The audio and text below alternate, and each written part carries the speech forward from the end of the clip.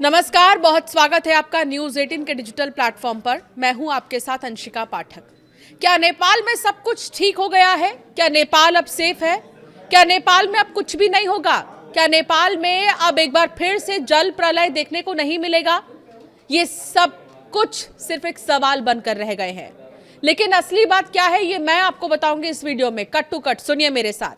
नेपाल और चीन ने हिमालयी क्षेत्र में अगले 3 दिनों के दौरान फिर से बाढ़ आने की चेतावनी दी है। मलबे से नदी का रास्ता रुकने के बाद सीमा के दोनों ओर झीलें बन चुकी हैं और उनका जलस्तर बहुत ज्यादा बढ़ चुका है। चीन के मुताबिक अगले 3 दिनों में करीब 30 लाख घन मीटर पानी यानी लगभग 1200 ओलंपिक स्विमिंग पूल के बराबर पानी झील में पहुंच सकता है।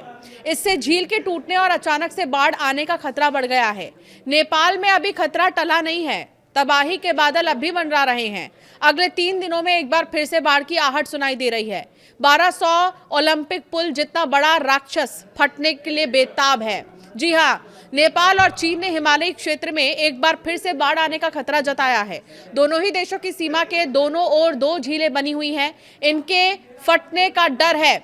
आशंका है कि पानी का दबाव बढ़ने पर ये झीलें टूट सकती हैं और बड़े पैमाने पर बाढ़ आ सकती है। ये खतरा ऐसे समय आया है सामने जब पूरा क्षेत्र इस हफ्ते आई विनाशकारी बाढ़ से अभी उबर भी नहीं पाया है। नेपाल में बुधवार को भयंकर बाढ़ आया। नेपाल और तिब्बत में बचाव कर्मी अभी भी जीवित बचे लोगों की तलाश कर रहे हैं। बुधवार को अचानक आई बाढ़ ने घरों को तबाह कर दिया, कई पुल बहा दिए और सड़क भी जो है टूट चुके हैं, पानी में डूब चुके हैं। नेपाल बाढ़ में मरने वालों की संख्या बढ़कर 300 से ज्यादा हो चुकी है। अभी तक इस तबाही में 1400 से ज्यादा लोग लापता ही हैं। नेपाली पुलिस की माने तो लगभग 400 शव बरामद हुए, जबकि चीनी अधिकारियों ने तिब्बत में 3 मौत और कम से कम 500 से ज्यादा लोगों के लापता होने की जानकारी दी। दोनों देश इस आपदा को ग्लेशियर के टूटने से जोड़ रहे हैं। बताया गया कि ग्लेशियर के टूटने के बाद चट्टान, बर्फ, मिट्टी और मलबा पहाड़ी नदियों में जा गिरा, जिससे अचानक से बाढ़ की स्थिति पैदा हुई। नेपाल के आपदा प्रबंधन प्राधिकरण ने चेतावनी दे दी है कि बाढ़ वाली जगह पर मलबे के कारण नदी का रास्ता रुक गया है। इसके पीछे पानी जमा होने से एक झील बन गई है। इस झील का जलस्तर लगातार बढ़ रहा है और इसके अचानक फटने का खतरा है। आपदा प्रबंधन विभाग के अधिकारियों ने निचले इलाकों में नदी के किनारे रहने वाले लोगों को सतर्क रहने के लिए कहा है। यात्रियों और राहत बचाव अभियान में जुटे लोगों को भी नदी के किनारे से हट जाने के लिए कहा गया है और दूसरे जोखिम वाले इलाकों से दूर रहने की सलाह दी गई। नेपाल में दूसरी बाढ़ की आहट। वहीं काठमांडू स्थित international centre for integrated mountain development में जलवायु और पर्यावरण जोखिम विभाग के प्रमुख और क्लाइमेट एक्सपर्ट की तरफ से कहा गया है कि दूसरी बाढ़ के खतरे को लेकर चिंता हो रही है। उन्होंने कहा कि नेपाल चीन सीमा पर ऊपरी हिस्से में मलबे से रुकावट का मतलब है कि दूसरी बाढ़ आने वाली है।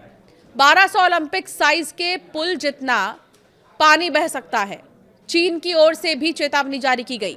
चीन ने चेतावनी दी है कि अगले 3 दिनों में करीब 30 लाख घन मीटर पानी सीमा के चीन वाले हिस्से में मलबे से रुकी झील में पहुंच सकता है। ये मात्रा करीब 1200 ओलंपिक आकार के स्विमिंग पूल के बराबर है। इतनी बड़ी मात्रा में पानी पहुंचने से झील के टूटने का खतरा काफी बढ़ चुका है। अधिकारियों ने बताया कि पानी का सबसे ज्यादा बहाव करीब 1 सितंबर को आने की आशंका है। चीन के सरकारी प्रसारक की ओर से जारी हवाई तस्वीरों में एक जगह भूरा पानी जमा दिखाई दिया है।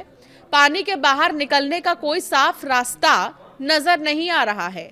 झील के पानी की अगर बात करें तो वो लगातार बढ़ रहा है और यही है चिंता का विषय।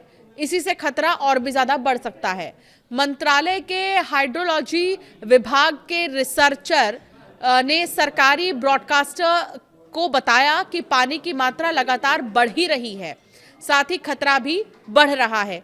तो क्या आने वाले 3 दिन नेपाल के लिए एक बार फिर से खतरनाक साबित होंगे? इस बार इस तरह पानी का फ्लो देखने को मिलेगा जो आपने कभी सोचा भी नहीं होगा। अभी तो 26 अगस्त को आई आपदा से लोग उबर भी नहीं पाए कि फिर से खबर ये आ रही है कि अगले 3 दिन में 2 झील के फटने की जानकारी है। हो सकता है कि 2 झील जो हैं वो बहुत ज़्यादा भर जाएं और वो भी इसी तरह ब्लास्ट हो जैसे 26 अगस्त को झील ब्लास्ट हुई थी। तो अब ये देखने वाली बात होगी कि किस तरीके से अब आने वाले समय में स्थितियां बनती हैं, किस तरह की तस्वीरें देखने को मिलती हैं। लेकिन जो भी लोग निचले इलाकों में रह रहे हैं उनके लिए हाई अलर्ट जारी किया गया है।